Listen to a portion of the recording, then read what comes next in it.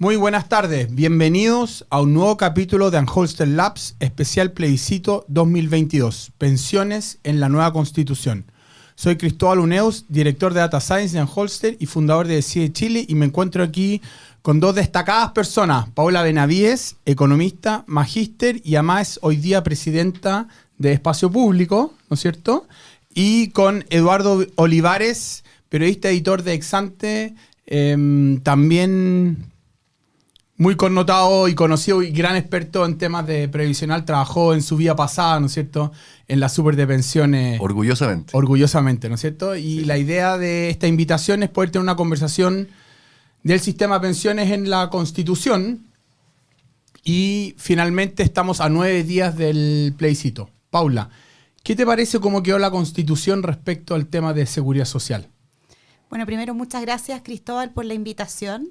En un momento, ¿verdad?, tan clave en que se está debatiendo de estos temas, y la seguridad social, por cierto, es uno de los que más sentidamente, ¿verdad?, interesa a las personas. Y en ese sentido, destacar, ¿verdad?, que pensiones, primero, es parte de la seguridad social. La seguridad social es un conjunto de políticas públicas que busca proteger a las personas de los distintos riesgos que se enfrentan a lo largo del ciclo de vida. Por ejemplo, están ahí también enfermedades profesionales, accidentes del trabajo, el desempleo, la invalidez, y ahí ubicamos, ¿cierto?, la discusión de pensiones. ¿Qué cambios introdujo la nueva Constitución, la propuesta de nueva Constitución, entonces en materia de seguridad social? Desde mi punto de vista, yo destaco 3 o 4 grandes ámbitos. El primero es que se fortalece el rol del Estado en materia de seguridad social. Actualmente el Estado esencialmente garantiza el acceso de prestaciones básicas uniformes y supervigila el sistema, y en la propuesta de nueva Constitución se mandata que se va a establecer un sistema público de seguridad social. Después podemos comentar qué implicancias tiene eso, pero en primer término se fortalece ese rol. En segundo lugar, se establecen principios en los cuales se va a fundar este derecho a la seguridad social, que incluyen, por ejemplo, la suficiencia, la solidaridad, la sostenibilidad también. Y por otro lado, se especifican contingencias que van a estar protegidas, como la vejez, la invalidez, etcétera. Y se incluye la participación. Yo diría que ahí hay unos elementos importantes. En general, me parece que es un avance bien positivo. ¿Es necesario? Mucha gente nos ha preguntado y se pregunta, ¿es necesario que este tema esté en la Constitución? Es algo, si uno pensara de forma conceptual, ¿tiene sentido que la Constitución, el cuerpo que nos rige, ¿no es cierto?, tenga que entrar en este tema? Bueno, la seguridad social, desde mi punto de vista, es uno de los pilares, ¿verdad?, que conforma un Estado social y democrático de derecho. Si pensamos en los orígenes de la seguridad social, se remontan más o menos hace unos 130 años atrás. Y en Alemania surge, y después se empieza a desarrollar posterior a la Segunda Guerra Mundial, cuando se forman los estados de bienestar en los países europeos. Y después gradualmente se fue incorporando en las constituciones de la mayoría de los países del mundo. Más de 130 países lo incluyen. Entonces, efectivamente, este es uno de los derechos sociales que está consagrado en la mayoría de los países, ¿verdad? Y tiene un rol muy importante porque justamente te protege ante los distintos riesgos en distintas etapas del ciclo de vida. Oye, me gustaría agregar algo ahí. Aprovecho de saludar a ambos y decir que en realidad la gran experta aquí en esta conversación es Paula Benavides. Y lo que yo quisiera agregar ahí respecto a lo que decía Paula tiene que ver con lo que ella mencionaba, sobre todo cuando hablamos de la historia. Esto, claro, se remonta a esa Alemania, Prusia, ¿cierto?, con Otto von Bismarck. Exacto. En su minuto, que creó esta idea de las personas que hoy día están trabajando tienen que aportar a los abuelitos, a los viejitos. Claro. Es básico, ¿cierto? Y eso fue un muy buen modelo. Sí. Un gran modelo que funcionó, de hecho, vamos a decir, por más de 100 años. Hoy día quizá ya no puede funcionar tan bien porque la pirámide poblacional está cambiando. Entonces cada vez menos población activa para ir financiando las pensiones de las personas que están retiradas. Y ese es uno de los nudos principales que tenemos hoy día como país para resolver cómo se hace, ¿verdad?, considerando la realidad, porque la realidad está ahí y no podemos cambiarlo aunque queramos. Y en relación con lo que tú mencionabas, Cristóbal, de la Constitución, hoy día está la Constitución, ¿cierto?, la actual, y aparece mencionado y con un rol importante que deban jugar desde el sector privado, y eso lo convierte Nunca la Constitución dice que esta es una Constitución subsidiaria, pero ese tipo de elementos hace que sea subsidiario. O sea, lo que el Estado no puede hacer, se lo deja, o no quiere hacer, se lo deja al sector privado.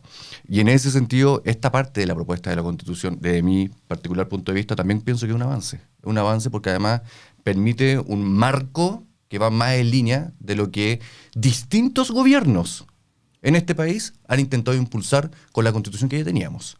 Por lo menos, si un nuevo gobierno intenta hacer una reforma previsional, o el gobierno de Piñera también, este tipo de marco, creo yo, que apunta más a solidaridad, lo que mencionaba Paula, les da muchas más probabilidades de avanzar. Esto no impide la participación tampoco del sector privado.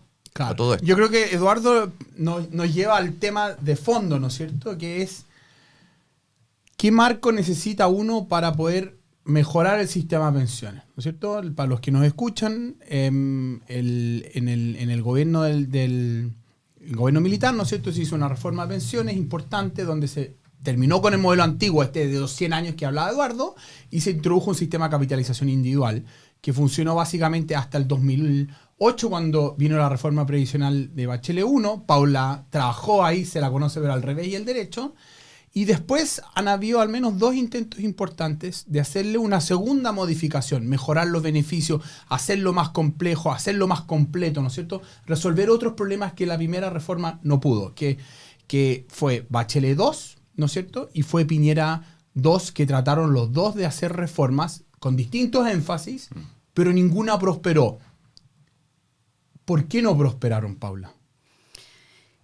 Primero solo quisiera como agregar algo adicional y decir que concuerdo con lo señalado con Eduardo en términos de que esta propuesta no impide la participación de los privados. Creo que es importante resaltarlo porque también hay un rol que cumplir ahí. Cuando se habla de establecer un sistema público, ¿verdad? Eso no implica que la gestión tenga que ser estatal, claro, en todos los ámbitos, ¿verdad? Implica una forma distinta en que esto ocurra, pero que habilita desde mi punto de vista la participación de privados. Y volviendo ahora a recapitular, como tú decías, después de la reforma del 2008 no hemos logrado en Chile tener una reforma integral al sistema de pensiones. Esencialmente hemos podido avanzar en las cosas que más o menos habían acuerdos relativamente amplios, como fue aumentar el pilar solidario a fines del 2019 y después crear la PGU en enero del 2022. Creo que se aprobó. ¿Le puede explicar un poco, nos puede explicar un poco lo que es la PGU para alguien que no está escuchando? Bueno, la PGU, ¿cierto?, reemplazó al pilar solidario de vejez. Probablemente para las personas están familiarizadas con la antigua PBS, la Pensión Básica Solidaria Vejez, o el APS de vejez, y ahora se estableció esta pensión plana, ¿cierto?, que tiene un monto actualmente del orden de 193.000 pesos y que está ampliándose justamente en este mes, en el mes de agosto, su cobertura desde el 60%, que era el antiguo pilar, al 90% de la población. Entonces, ese es como el piso base, plano de protección social, sobre el que estamos construyendo una casa arriba, ¿cierto? Ahora se creó este piso plano y la discusión o el nudo, como dice Eduardo, está con todo este proceso de envejecimiento, cómo hacemos este segundo piso de la casa, y ahí está balancear distintos objetivos y riesgos como efectivamente existe con el envejecimiento. ¿Y por qué no hemos avanzado? Bueno, después hubo 2 grandes intentos, el 2017, en el segundo gobierno de la presidenta Bachelet, que no prosperó, y después en la segunda administración del presidente Piñera. Mi impresión es que en el caso del primer intento, fue un intento que tuvo un esfuerzo de diálogo importante, pero que ocurrió tarde en un gobierno, y la oportunidad es bien importante a la hora de hacer estas reformas. Recordemos que el proyecto se ingresó a fines del 2017, de haber sido agosto, Eduardo, si no 2017, me equivoco. sí, al segundo semestre, eso es lo que me acuerdo. Exactamente, sí. Y el gobierno terminaba en marzo del año siguiente. Es difícil una reforma de este tipo.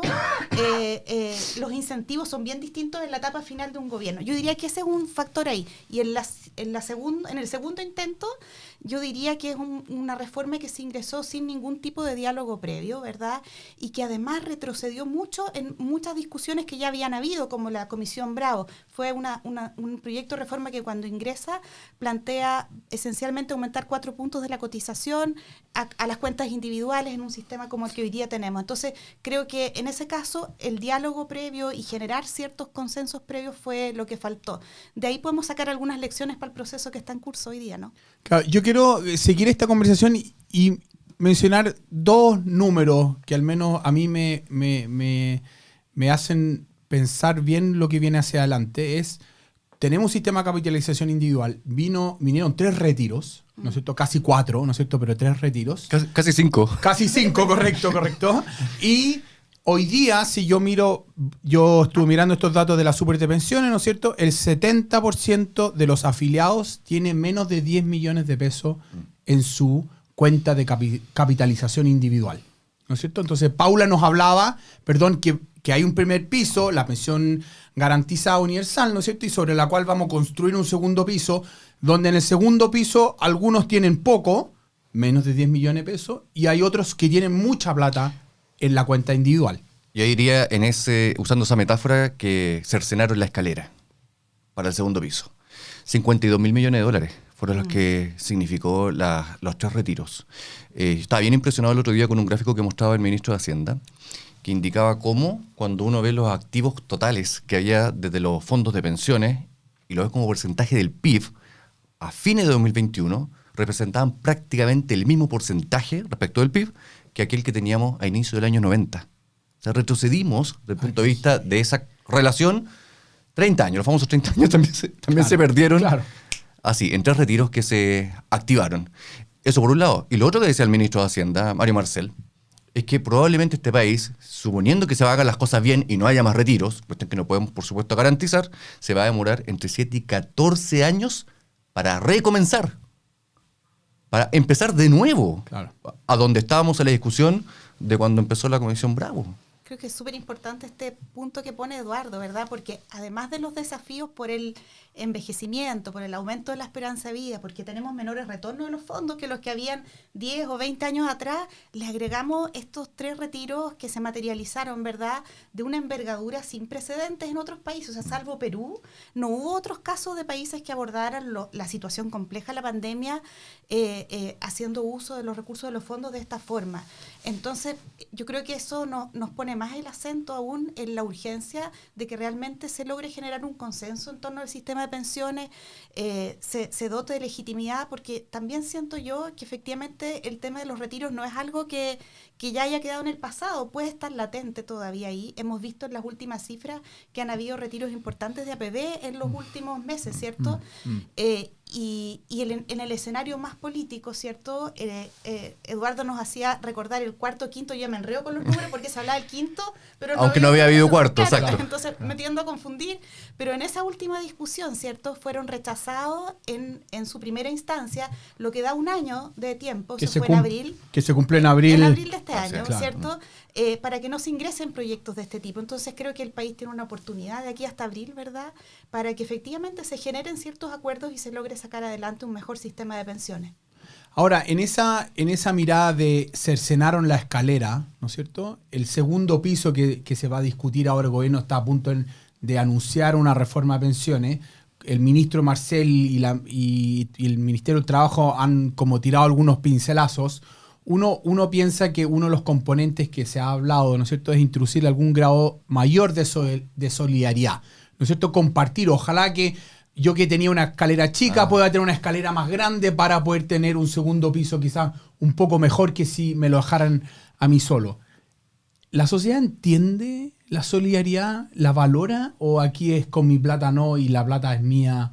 Es una discusión que hemos tenido es un tema conflictivo, pero que hemos tenido en esta discusión. Yo creo que hoy día la sociedad valora la solidaridad para otro momento.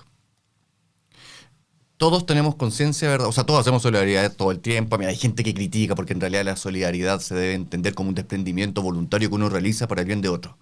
Pero desde el punto de vista de las políticas públicas, la solidaridad se entiende como un recurso que tú juntas a partir de personas que tienen más y que se pueda traspasar a personas que tengan menos. Así como se entiende además en el sistema previsional, que sea ojalá de transferencia entre quienes están trabajando y cotizando, a quienes, pese a que están trabajando, bueno, no alcanzan a acumular suficiente cantidad de dinero para su pensión. ¿Y esto por qué lo digo así? Porque lo diferencio respecto del tema de los impuestos. Puesto, claro. ¿Ya?